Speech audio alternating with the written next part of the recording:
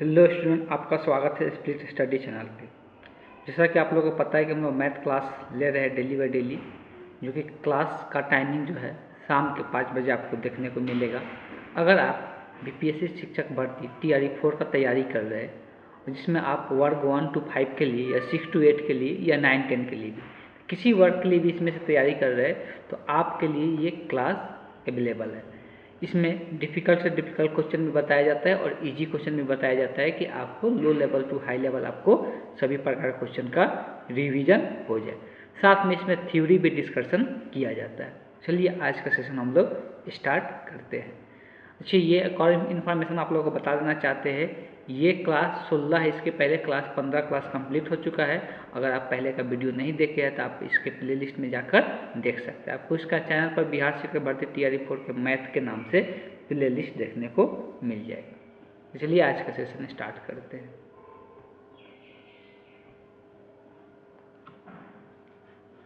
पहला क्वेश्चन में बोला गया है कि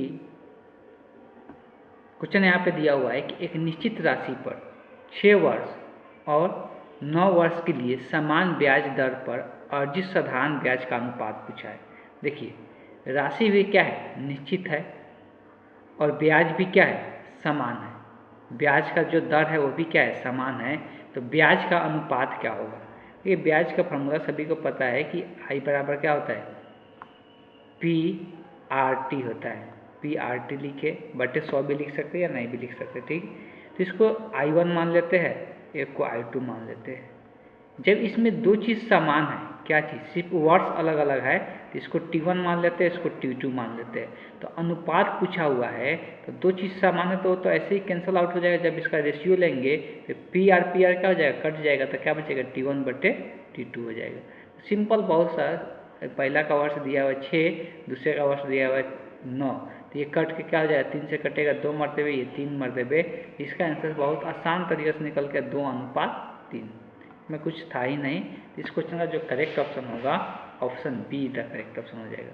बस ये साधारण ब्याज बोल ही दिया है। साधारण ब्याज का हम लोग को क्या अनुपात चाहिए, जिसमें एक निश्चित राशि पर, निश्चित राशि जो लेते हैं वो क्या है, वो P है, और निश्चित ब्याज दर बोला है, मतलब R भी क्या है, दोनों का समान है। तो सिर्फ T अलग अलग है, वर्ष अलग अलग है, तो दोनों पर जो ब्याज का अनुपात होगा वही पूछा हुआ था। तो बहुत आसानी से क्वेश्चन बन गया।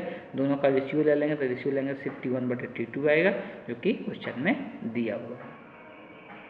चलिए चलते हैं, नेक्स्ट क्वेश्चन देखते हैं। दूसरा क्वेश्चन है कि ब्याज की दर जो दिया हुआ है 10% से एक धनराशि 12,500 से 17,500 बनने के लिए आवश्यक वर्षों की संख्या बोला है। कितने वर्ष लगेंगे कोई धनराशि को 12,500 से 17,500 होने में। अब इसमें ये क्वेश्चन दिया ही नहीं है कि ये साधारण ब्याज है कि चक्रवृद्धि ब्याज है, सिंपल इंटरेस्ट है कि कंपाउंड इंटरेस्ट है। जब ऐसा न दे तो हम लोग साधारण ब्याज मान के क्वेश्चन को बनाएंगे। क्या मान के बनाएंगे, साधारण ब्याज मान के बनाएंगे। तो देखिए, हम लोग जानते हैं कि साधारण ब्याज में जो अमाउंट होता है, जो अमाउंट निकल के आता है कुछ वर्षों में, उसको A से दर्शाते हैं। तो उसका A का फॉर्मूला क्या होता है, 1 + P × 1 + R × T होता है। P × 1 + R × T होता है। इसमें A का मान दिया हुआ है, कितना हो जा रहा है, 17,500 हो जा रहा है, और P का मान दिया हुआ कितना से 12,500 से 17,500 हो जा रहा है। 1 + R का मान, तो R का मान इसमें दिया हुआ है 10 है, मतलब 10/100 होगा, तो R का मान 10/100 है, इंटू क्या है, T है। बहुत सिंपल, ये इधर गुना में इधर आएगा तो भाग में, तो यहाँ से 2 जीरो से 2 जीरो काट सकते हैं। 25 से ये कटेगा 7 मरतबे, 25 से ये कटेगा 5 मरतबे, यहाँ से क्या बच जाएगा, 7/5 हो जाएगा। सिंपल, यहाँ पर 1 प्लस हो जाएगा, 1 जीरो से 1 जीरो कट जाएगा, तो यहाँ पर क्या हो जाएगा, T/10 हो जाएगा।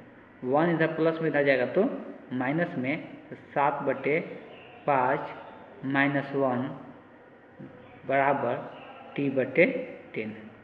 अगर इसको घटाते हैं, एक घटाते हैं तो 2/5 में, तो कितना बचेगा, 2/5 हो जाएगा, बराबर T/10। नीचे से नीचे काट सकते थे, 5 को 10 से काटेंगे 2 मरते, 2 इधर भाग में रहेगा तो गुना में, तो 2 से 2 में गुना होगा तो गुना कितना, 4 हो जाएगा, तो 4 वर्ष आंसर निकल के आ जाएगा। तो इस क्वेश्चन का जो करेक्ट ऑप्शन होगा आप देख सकते हैं option A is the correct option हो जाएगा। बहुत सिंपल क्वेश्चन दिया हुआ है, बस आपको यहाँ पर ये फार्मूला ध्यान में होना चाहिए। बस जब क्वेश्चन में कुछ नहीं बोला है तो हम लोग साधारण ब्याज मान के चलेंगे। तो क्वेश्चन में लिख देना चाहिए था साधारण ब्याज है कि चक्रवृद्धि ब्याज के दर दिया हुआ है। चलिए चलते हैं नेक्स्ट क्वेश्चन देखते हैं। 12% ब्याज की दर से 3 साल बाद एक अमाउंट है जो कि 3 साल बाद कितना हो जा रहा है, 25,000 की राशि पर चक्रवृद्धि। 3 साल बाद चक्रवृद्धि ब्याज कितना होगा इस राशि पर बताना है। तो चक्रवृद्धि ब्याज का बात किया जा रहा है और 3 सालों में इतना राशि पर चक्रवृद्धि ब्याज क्या होगा बताना है। अब देखिए चक्रवृद्धि ब्याज का डायरेक्ट कोई फार्मूला हम लोग नहीं पढ़ते हैं। अगर हम लोग चक्रवृद्धि ब्याज निकालने का पहले अमाउंट निकालते हैं, अमाउंट में से जो राशि दिया रहता है उसको घटा देते हैं तो चक्रवृद्धि ब्याज आता है। चक्रवृद्धि ब्याज निकालने का हम लोग क्या करेंगे, 3 साल का दर निकाल लेंगे, ब्याज दर निकालेंगे 3 साल का। ये 1 साल का दिया है 12%। अगर साधारण ब्याज होता है तो 3 साल का दर निकालना रहता है, इसमें 3 से क्या कर देते, गुना कर देती है, 12 को 3 बार जोड़ देते तो 36 साल हो जाता, 36% हो जाता। यहाँ पर क्या हो जाता, तो 36% हो जाता। लेकिन ये यहाँ पर चक्रवृद्धि ब्याज है तो चक्रवृद्धि ब्याज में 3 बार 12 को नहीं जोड़ा जाता है। इसमें एक सक्सेसिव नियम लगता है जो कि 2 सालों के लिए दर अगर निकालना है तो उसके लिए फार्मूला होता है a plus B plus a into B बटे 100 होता है। ये 2 सालों के, जब ये 2 साल का निकल जाता है उसमें 1 साल का क्या करते हैं और जोड़ देते हैं। तो पहले 2 साल के लिए पहला भी 12, दूसरा भी b का भी मान क्या होगा 12 ही होगा। अब प्लस में a, तो a और b का मान 12 और 12 है तो 12/100। इसको सिंप्लीफाई जितना आसानी से करें, 12 24 है, 12 144, 144 में 100 से भाग करेंगे तो 24 प्लस 1.44 होगा। इसको जोड़ेंगे तो ये 25.44% आएगा 2 सालों का। तो ये 2 साल का आया, इसमें 1 साल का और जोड़ना पड़ेगा। तो फिर से यही सक्सेसिव फार्मूला यूज करना है, फिर से यही सक्सेसिव फार्मूला यूज करना। लेकिन अब यहाँ पर a की जगह 25.44 होगा और b की जगह 12%, इसमें 12 और जोड़ना है तो 25.44 प्लस 12 प्लस 25.44। थोड़ा सा कैलकुलेटिव क्वेश्चन ये दिया हुआ है, गुने 12/100। लेकिन ये आसान तरीका है, यही तरीका से बनाइएगा तो थोड़ा सा आसान तरीका से बन जाएगा। अब यहाँ 25 में 12 जोड़ेंगे तो 12 जोड़ेंगे तो 37 हो जाएगा, 37.44 होगा। इसमें 12 से गुना करना है, 12 चौक 48, हाथ में 4, 12 चौक 48 और 4 52 के 2 हाथ में 5, 12 पचे 60 और 60 5 65 के 5 हाथ में 6 और 12 24 24 और 6 30। पहले से दशमलव के बाद 2 अंक है और यहाँ पे एक जीरो, एक पर 2 जीरो है तो 2 अंक और शिफ्ट होगा तो 1 2 अंक तो पहले से था, 2 अंक और शिफ्ट होगा, दशमलव यहाँ पे आ जाएगा तो दशमलव यहाँ पे देखने को मिलेगा। अब इसको जोड़ेंगे तो यहाँ पे जोड़ेंगे तो दशमलव का जोड़ सभी को आना चाहिए। दशमलव के बाद 4 अंक इसमें बनाना पड़ता है, 0 0 लगा कर जोड़ते हैं, यहाँ पे आएगा 8 2 और 5 में 4 जुड़ेगा, 5 4 9, 0 में 4 जुड़ेगा 4 हो जाएगा दशमलव। यहाँ पर 37 में 3 जुड़ जाएगा, कितना हो जाएगा 40 हो जाएगा, 40% हो गया। तो ये 3 सालों का दर निकल के आया कितना, 40.4928। 3 सालों का दर निकल के आ गया। तो जो अमाउंट होता है उसी में दर से क्या करते हैं, दर से गुना कर देते हैं तो चक्रवृद्धि ब्याज निकल के आ जाएगा। तो CI यहाँ पे क्या आएगा, CI बराबर हो जाएगा 25,000 गुने 40.4928/100 हो जाएगा। सिंपल है, यही हम लोग का अमाउंट चाहिए। यहाँ 0 से 0 पहले काट देते हैं, 2 0 से ये 1 0 को पहले हटाते हैं। 1 0 हटाने का मतलब ये है कि देखिए जब 1 0 यहाँ से हटाएंगे दशमलव अंक इधर से इधर शिफ्ट करता है, तो दशमलव इधर से इधर शिफ्ट करेगा तो क्या बन जाएगा, यहाँ पर थोड़ा ध्यान दें तो ये CI बराबर हो जाएगा 25 गुने 404, यहाँ पर दशमलव 1 अंक यहाँ पर शिफ्ट कर जाएगा, दशमलव अब यहाँ पे आ जाएगा, इंटू 5928 है।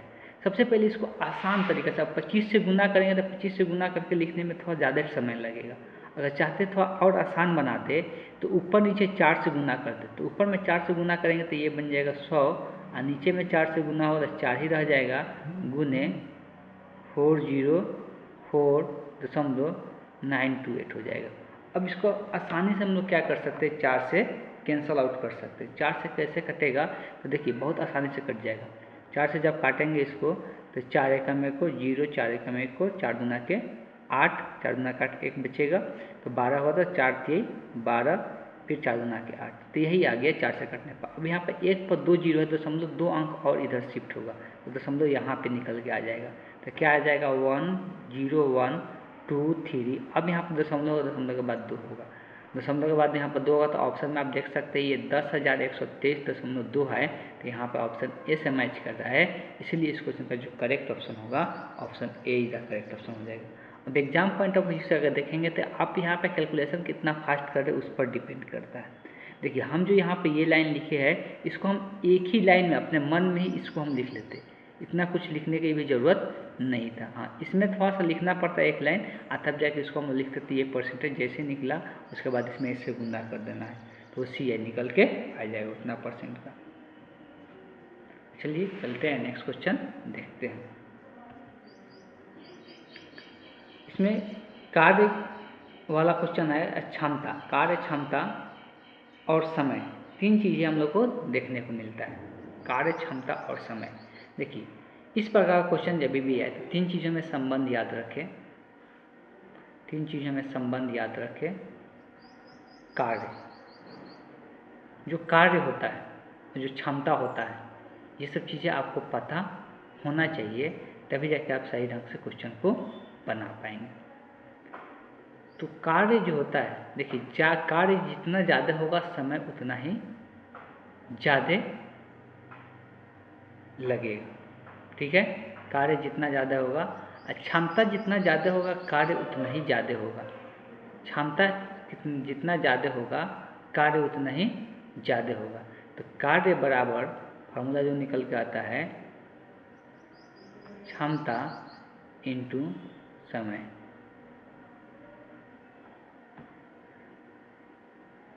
ठीक। समय जितना कम होगा क्षमता उतना ज़्यादा होना चाहिए, मतलब क्षमता और समय एक दूसरे के विपरीत होता है, ठीक। क्षमता और समय जो होता है एक दूसरे के विपरीत होता है। तो यहाँ से कार्य बराबर क्षमता इंटू समय याद रख सकते हैं, या ये भी बोल सकते हैं क्षमता बराबर जो होता है वो क्या हो जाएगा, कार्य बटे समय हो जाएगा। इसको ऐसे लिखें, ठीक। बहुत सारा तरीका है। या अगर समय निकालना है, समय बराबर क्या हो जाएगा, तो कार्य बटे क्षमता निकल के आ जाएगा। तो ये रिलेशन आपको ध्यान में होना चाहिए इस प्रकार का क्वेश्चन बनाने के लिए। ये कार्य के लिए भी आता है, टंकी भरने में भी कार्य ही मान सकते हैं, ठीक। अब सबसे पहले जब भी ये क्वेश्चन दिया रहे तो सबसे पहले हमको इसको कुल कार्य सबका क्षमता पता होना चाहिए, तब क्वेश्चन को आसानी से बना सकते। लेकिन कभी कभी ऐसा क्वेश्चन फंसा देता है जिसको ऑप्शन की सहायता से बनाना पड़ता है। सबसे पहले दिया हुआ है एक पाइप है, ए को भरने में टंकी को 36 मिनट लगता है और बी को 48 मिनट लगता है। अब ऐसा कि बी ज़्यादा समय ले रहा है और ए कम समय ले रहा है। बोला गया कि ये दोनों पाइप को एक साथ खोल दिया जाता है, टंकी को 24 मिनट में भर जाता है, लेकिन एक कंडीशन लगा दिया कि अंत तक दोनों नहीं खुला रह रहा है, बी को कितने समय के बाद बंद कर दिया जाए कि टंकी को 24 मिनट लगे। बी को कितने समय, मतलब पूरे समय के लिए बी को खुला नहीं छोड़ना है, तब जाकर 24 मिनट लग रहा है। अब हमको नहीं पता है बी को कितने, पहले तो टोटल कार्य हम लोग देख लेते हैं। तो देखिए ए का क्षमता दिया, ए का समय दिया हुआ है, बी का समय दिया हुआ है। जो समय दिया रहता है उसी का एलसीएम, जो समय दिया रहता है वही कुल कार्य कहलाता है। दोनों का यहाँ पर गलत लिख दिए, यहाँ पर 36, दोनों का समय लिख दिए यहाँ पर 48, तो दोनों का एलसीएम हमको चाहिए। तो ए और बी का जो एलसीएम होता है वही टोटल कार्य होता है। तो 48 और 36 का एलसीएम देखेंगे तो 144 निकल के आएगा। जो ये 144 निकल के आए यही कुल कार्य होता है, यही क्या होता है, मतलब टोटल काम कितना करना है 144।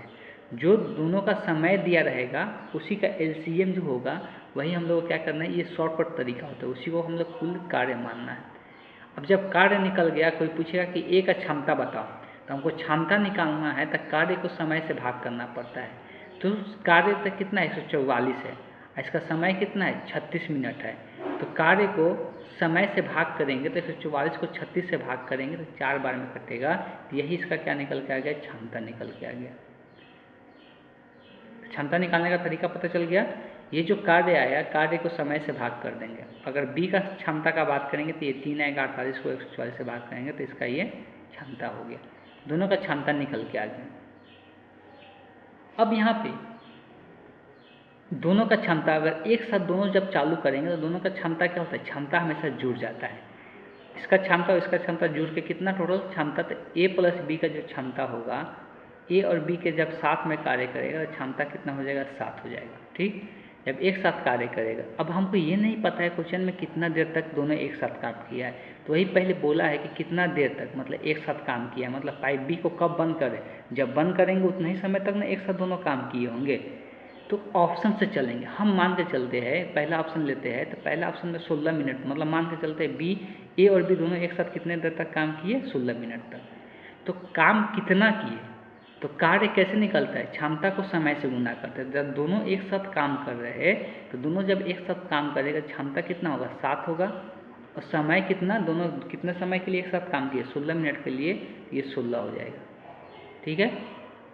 अब आगे जो है, अब ध्यान देना है, आगे जो है अगर 16 मिनट के लिए एक साथ काम किए हैं तो और कितना समय बच रहा है 24 मिनट पूरने में, तो 8 मिनट बच रहा है, मतलब 8 मिनट तक अकेला ए काम किया होगा, 8 मिनट तक क्या अकेला ए काम किया होगा। तो अब अगर कार्य निकालते हैं तो क्षमता अब कितना, सिर्फ 4 ही लिखाएगा, इसलिए कि ए का ही क्षमता लिखाएगा, इसलिए कि अब अकेला ए काम करेगा कितने, पूरा 24 मिनट में भरना है ना, तो 8 मिनट के लिए अकेला काम करेगा। अब ये दोनों मिलाकर कुल कार्य के बराबर होना चाहिए, ये पूरा जो कार्य हुआ कार्य कंप्लीट होना चाहिए ना।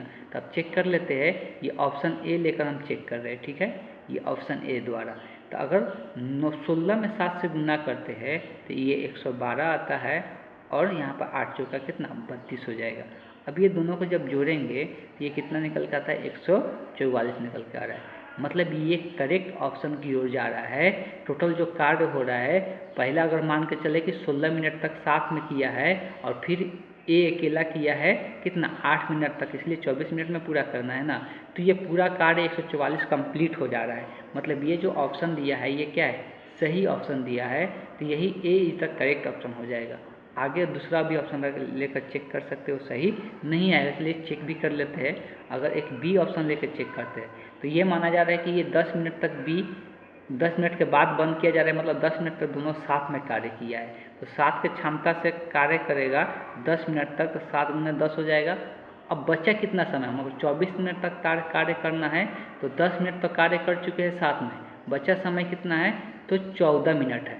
14 मिनट तक सिर्फ कौन करेगा, ए करेगा, इसलिए बी वहाँ से निकल जा रहा है, बी को बंद कर देता है। 4 गुने 14 कर दिए। अब जोड़ के चेक कर सकते हैं 44 कार्य हो रहा है कि नहीं, ये आएगा 70 आ जाएगा, ये 14 चौका 56 आ जाएगा। इसको जब जोड़ेंगे तो कितना होगा, तो 6 6 5 12 126 कार्य आ रहा है। लेकिन कार्य टोटल करना कितना से 44, इसलिए ये ऑप्शन नहीं होगा। वैसे ही सी ऑप्शन भी चेक कर सकते हैं, ये भी नहीं आएगा। इस क्वेश्चन का जो करेक्ट ऑप्शन होगा option A is the correct option हो जाएगा। तो इस तरह का क्वेश्चन पूछा जाता है। कुछ क्वेश्चन है कि जब हम लोग ऑप्शन से लेकर चलेंगे तो आसानी से क्वेश्चन सॉल्व हो जाएगा। चलिए चलते हैं नेक्स्ट क्वेश्चन देखते हैं। आगे है, जब एक प्लॉट 18,700 में बेचा जाता है तब मालिक को 15% का नुकसान होता है, तो उसको 15% लाभ कमाने के लिए प्लॉट कितना में बेचे, यही बताना। हमको ये नहीं पता है कि एक्चुअल में प्लॉट का पहले वो खरीदा कितना में है, तब ना बेच रहा है तो कुछ फ़ायदा नुकसान होगा। तो कितना में खरीदा है उसको हम एक्स मान लेते हैं। एक्स का 15% नुकसान हो रहा है, मतलब 100 में से 15 का नुकसान होगा तो कितना होगा, 85/100 हो जाएगा। और यही अमाउंट कितना दिया हुआ है, 18,700 दिया हुआ है। क्लियर है। तो यहाँ से x का जो मान आएगा कितना आ जाएगा, 18,700 गुने 100/85 हो जाएगा। बस अभी इतना ही पर इसको छोड़ दें। अब इसी पर यही अमाउंट में ये खरीदा है प्लॉट, तब तक इतना में बेच रहा है, तब 15% का नुकसान हो रहा है। अब इसको इस पर 15% का लाभ कमाना है, तो 15% का लाभ कमाएंगे तो कितना रुपए हो जाएगा, तो अब इसका 15% निकालना है। क्या करना है, इसका 15% लाभ निकालना है। तो 100 पे 15 का लाभ होगा तो कितना हो जाएगा, 115/100 हो जाएगा। यहाँ से ये कैंसिल आउट हो जाएगा, और 5 से अगर काटेंगे तो ये 23 मरतबे कटेगा, और ये 17 × 50 = 17 मरतबे कटेगा। अभी 17 से जरूर शायद काट जाना चाहिए। 17 से अगर कैंसिल आउट करते तो 17 एकम एक को एक बचेगा तो 17 आ जाएगा, तो 17 एकम एक को 2 जीरो है तो 2 जीरो लग जाएगा। अभी 11 में 23 से गुना कर देना है तो 3 3 2 5 2 हो जाएगा, उस पर 2 जीरो आ जाएगा। तो कितना आ गया 25,300 में बेचने पर ही उसको 15% का क्या होगा लाभ होगा। ये भी बहुत ज़्यादा डिफिकल्ट क्वेश्चन नहीं था। सबसे पहले हम ये पता कर लिए कि प्लॉट खरीदा कितना में गया है, तब ना बेचेगा तो उस पर लाभ या हानि होगा, तो हम उसको x मान लिए और उस पर 15% का नुकसान सह के बेच रहा है, मतलब 100 में से 15 का नुकसान मतलब 85/100 हो जाएगा। इतना का जो अमाउंट आ रहा है कितना के बराबर, यही अमाउंट में बेचा जा रहा है, तो ये अमाउंट में बेचा जाता है। यहाँ से x का मान निकाल लिए। अब ये जो अमाउंट आया, अब इस पर 15% लाभ का मान होता कितना होगा, तो 100 पर 15% लाभ तो 115/100 हो गया। जब इसको सिंप्लीफाई किए तो कितना में बेचा जाएगा, तो 15% लाभ होगा तो 25,300 में बेचा जाएगा। तो इसलिए इस क्वेश्चन का जो करेक्ट ऑप्शन होगा option see the correct option हो जाएगा। तो चलते हैं नेक्स्ट क्वेश्चन देखते हैं। फिर से कार्य वाला आया, अभी इसको थोड़ा देर पहले सारा चीज़ क्लियर किए थे। सबसे पहला कि ए और बी दोनों एक साथ कार्य 8 दिनों में पूरा करता है, बी और सी 12 दिनों में और सी और ए 24 दिनों में। यहाँ पर एक साथ लिखते हैं, ए प्लस बी को साथ में रखना है, फिर बी प्लस सी साथ में और फिर सी प्लस ए साथ में। इसका 8, इसका 12, इसका 24, ये तीनों का एलसीएम निकाल कर जो लिखेंगे वही कुल कार्य कहलाएगा। तीनों का एलसीएम निकालते हैं तो 8, 12, 24 का एलसीएम जो हो जाएगा 24 ही हो जाएगा, 24 ही हो जाएगा। ये तीनों का एलसीएम 24 हो गया। यही जो 24 आया यही कुल कार्य कहलाता है। ठीक है, अब क्षमता चाहिए, ए प्लस बी का क्षमता एक साथ निकलेगा, इसलिए कि एक साथ दिया हुआ है। तो इसको समय कितना लग रहा है 8 दिन। तो क्षमता निकालने के लिए कार्य को दिन से भाग करते अभी फॉर्मूला बताए, तो जब 24 को 8 से भाग करेंगे 3 आएगा, तो ए प्लस बी का क्षमता कितना हो जाएगा 3। बी प्लस सी कितना 12 दिन ले रहा है, तो कार्य को दिन से भाग करेंगे तो 2 आएगा, तो इसका क्षमता 2 हो गया। सी प्लस ए 24 दिन ले रहा है, 24 में 24 से भाग करेंगे तो 1, तो इसका क्षमता कितना हो गया 1 हो गया। क्षमता का मतलब ये साथ में क्षमता निकला है, मतलब मेरे पास क्या है ए प्लस बी का क्षमता है 3, इसको डायरेक्ट प्लस में लिख सकते हैं। बी प्लस सी का क्षमता है कितना 2 और सी प्लस हमको ए का क्षमता पता है 1। अब अगर सबका अलग अलग क्षमता चाहिए, हमको क्षमता किसका जरूरत पड़ेगा सी का। तीनों मिलकर कितने दिनों में, तीनों का चाहिए, तीनों का एक साथ चाहिए क्षमता।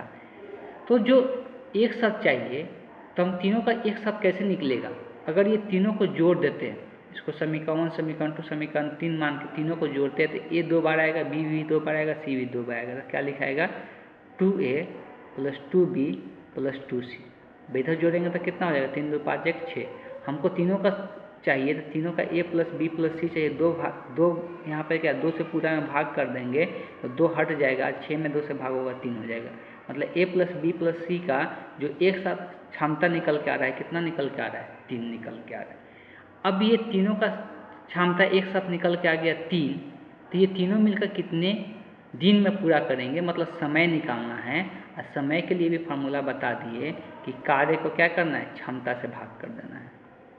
कार्य को क्षमता से भाग करेंगे तो कार्य कितना है टोटल 24 है, ये तीनों का एक साथ क्षमता कितना है 3 है, ये कट जाएगा 8 मरते हुए, मतलब ये 8 दिनों में क्या कर लेंगे 8 दिनों में तीनों मिलकर कार्य को कंप्लीट कर देंगे। इस क्वेश्चन का जो करेक्ट ऑप्शन होगा option be the correct option हो जाएगा। तो ये लॉजिक, ये चीज़ें आपको सीखना पड़ेगा। ये पाइप के लिए भी काम करता है और ये जो कार्य करते हैं इसके लिए भी ये काम करता है। ठीक है, क्लियर है। चलिए चलते हैं नेक्स्ट क्वेश्चन देखते हैं। अब है कि ए का मात्रा, ए एक मात्रा x y से 25% अधिक है, y से 25% अधिक है। जिससे अधिक होता है इससे, यहाँ पर ध्यान दें y से, तो y को जिससे अधिक होता है तो परसेंटेज में दिया है तो y को 100 मानेंगे।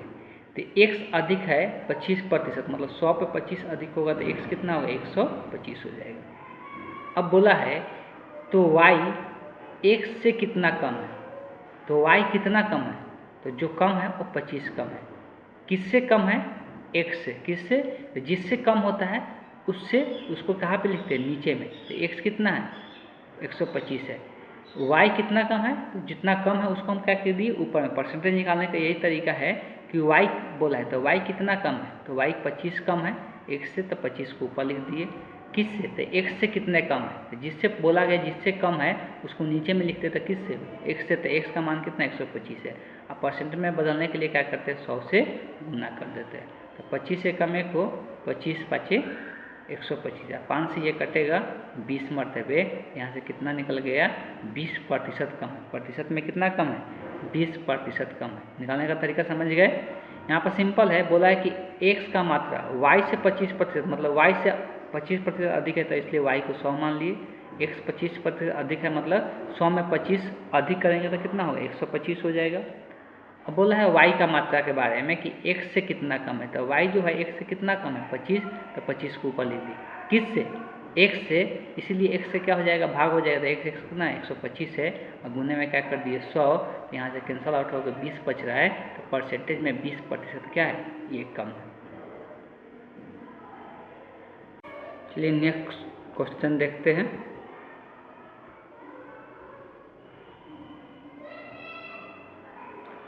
अगला क्वेश्चन है, ये भी क्वेश्चन उसी प्रकार का है। सब में क्वेश्चन, ज़्यादातर ये सब क्वेश्चन आज लाया गया जिसमें वर्क, क्षमता और समय के बारे में आपको जानकारी हो जाए। इसमें 3 प्रकार के पाइप है, टंकी भरना है, ए, बी और सी प्रकार के पाइप है। पाइप के द्वारा टंकी भरा जा रहा है, और तीनों एक साथ, तीनों पाइप जब एक साथ टंकी को भर रहे हैं तो कितने समय लग रहा है? इसमें 6 घंटे में भर सकते हैं। तीनों 2 घंटे एक साथ काम करते हैं, मतलब तीनों जो होता है, अच्छा 3 पाइप है टंकी, हाँ ठीक है। तीनों पाइप 2 घंटे के लिए एक साथ खोला जा रहा है। उसके बाद सी को बंद कर दिया जा रहा है, और बी और सी बचा हुआ काम को 7 घंटों में भर दिया है। तो सी अकेले उसी टंकी को भर सकता है कितने घंटा में, बताना है।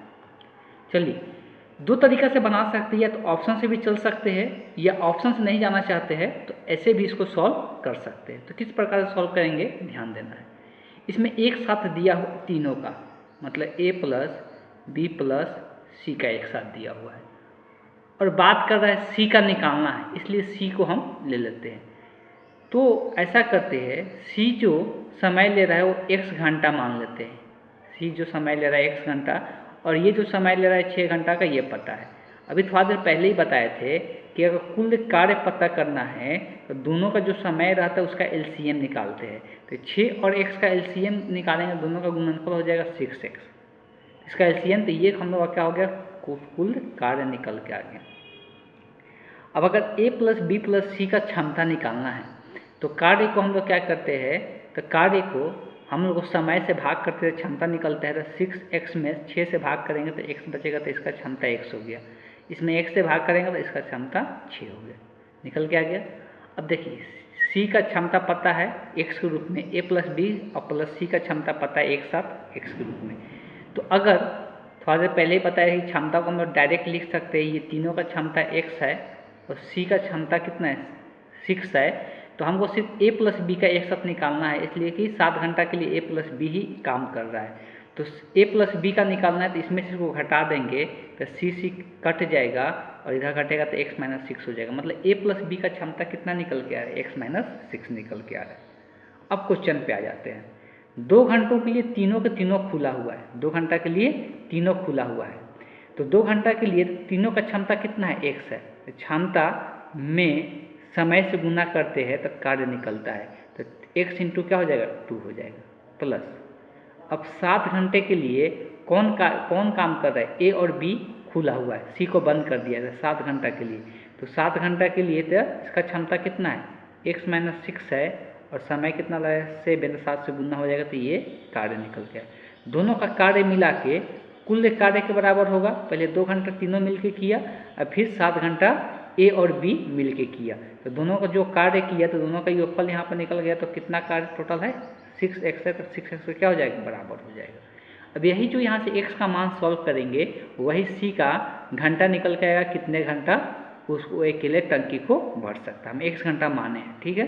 अब ये आ जाएगा 2x और 7 से गुना हो जाएगा 7x, minus plus minus minus हो जाएगा 7 42, यहाँ पर 6x हो गया। तो अब सबको x वालों को एक तरफ करेंगे तो 7 और 2 9, 9x होगा, 6x इधर प्लस में इधर आएगा तो माइनस में, तो 9 में से 6 घट जाएगा तो कितना बचेगा, 3x बचेगा।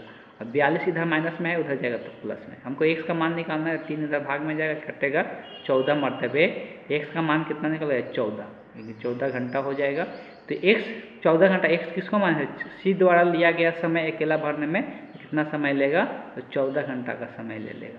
तो ये तरीका होता है निकालने का। ऑप्शन से भी जा सकते थे, लेकिन ऑप्शन में पहले सी आ रहा है तो हम ए और बी रख के चेक करते, फिर सी रख के थोड़ा समय ज़्यादा लग जाता, तो हम यहाँ पर एक्स के रूप में निकाल दिए। चलिए चलते हैं नेक्स्ट क्वेश्चन देखते हैं। अगला है कि एक बल्लेबाज ने 120 रन बनाया, ठीक है। एक बल्लेबाज है जिन्होंने कितना 120 रन की पारी खेली, जिसमें उसने क्या किया था, 3 चौका लगाया था, 8 छक्के लगाया था।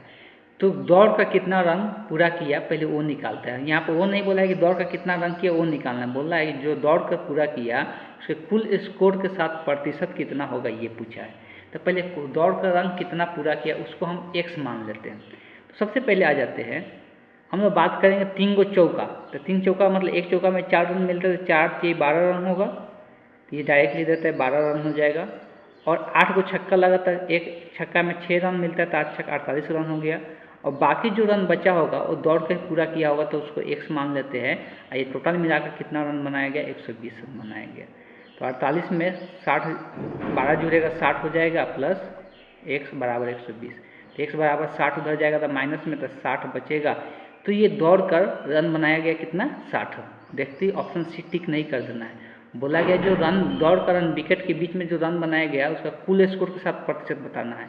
तो प्रतिशत बताना 60, अब कुल स्कोर कितना 120 के साथ प्रतिशत बताना, तो नीचे में 120 हो गया, गुने क्या करना है 100 करना है। साफ साफ दिख रहा है 60 से ये 2 मरतबे कटेगा, ये 50 मरतबे, तो कितना प्रतिशत निकल के आ गया, 50%।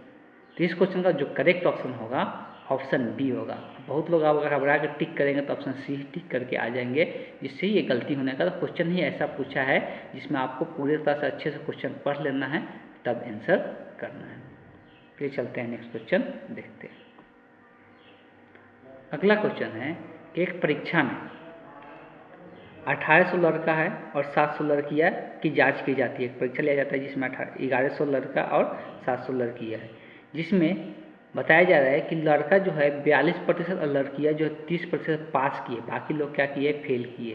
तो फेल करने वाला का प्रतिशत निकालना है, असफल होने वाला का। तो देखिए, अगर हम ये बोलेंगे बॉयज का 20 दिखा देते हैं, तो अगर 1100 का 42% सफल हुए हैं तो कितना प्रतिशत असफल हुए होंगे, 100 में से प्रतिशत बताया जाता है, तो 58% क्या हुए होंगे, असफल हुए होंगे। तो 58% निकाल लेंगे तो ये असफल बॉयज की संख्या हो जाएगा।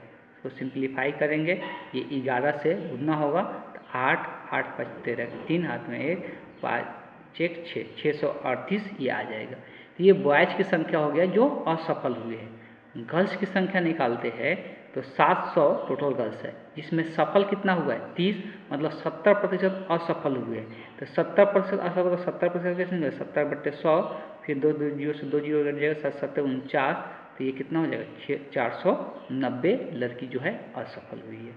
अब कुल असफल की संख्या निकालने के लिए दोनों को जोड़ देना होगा, तो कुल असफल की संख्या कितना हो जाएगा, ये दोनों को जोड़ देंगे।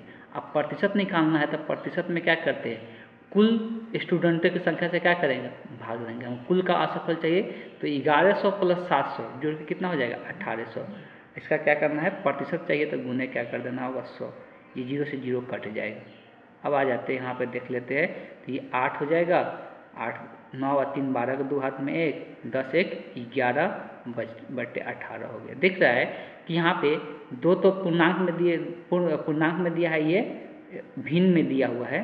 तो इसको भिन्न में जब दिया हुआ बट्टा में दिया, तो बट्टा में कितना दिख रहा है 3, तो ये 3 कब आएगा, जब 6 से कटेगा, मतलब ऊपर से जरूर 6 से कटना चाहिए। तो ये 3 मरतबे कटेगा 6 से काटेंगे तो 6 का मेरे को 5 बचेगा, 8 6 48, 4 बचेगा, उसके बाद 8 छक 48, फिर 8 हो जाएगा। तो इसको अगर पूर्णांक में चेंज करते हैं तो कितना हो जाएगा, ये 62.2/3 हो जाएगा। तो इस क्वेश्चन का जो करेक्ट ऑप्शन होगा, option A the correct option होगा। चलिए आज के सेशन को यहाँ पे एंड करते हैं, नेक्स्ट क्लास में आगे का क्वेश्चन डिस्कस करेंगे।